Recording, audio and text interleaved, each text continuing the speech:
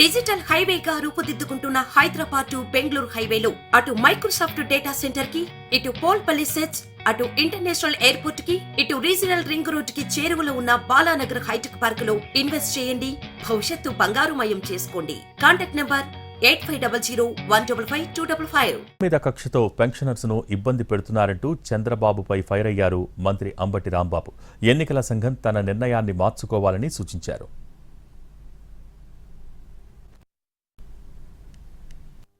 ఎన్నికల కమిషన్ తమ నిర్ణయాన్ని పునరాలోచించుకోవాల్సినటువంటి అవసరం ఉంది.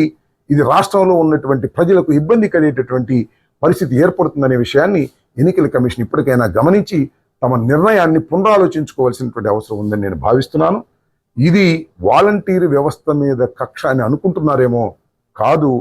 ఇది పెన్షన్లు తీసుకుంటున్నటువంటి వారి మీద కక్షతో చంద్రబాబు నాయుడు గారు ఈ విధంగా ప్రవర్తిస్తున్నాడు. ఈ ఎలక్షన్ కోడ్ ఉన్నంత వరకు కూడా కోడ్ ఆఫ్ కాండక్ట్ ఉన్నంత వరకు కూడా పాపం నెల 2 నెలల్లో రేపు 1వ తారీఖున మరి అవ్వాతాతలు, వికలాంగులు వీళ్ళందరూ కూడా పెన్షన్ తీసుకోవాలి. ఎక్కడికి వెళ్ళి తీసుకోవాలి? ఆల్టర్నేటివ్ ఏముంది? ఇప్పుడు ఉన్నటువంటి ప్రభుత్వం ఆల్టర్నేటివ్ ఏం చెప్తుంది?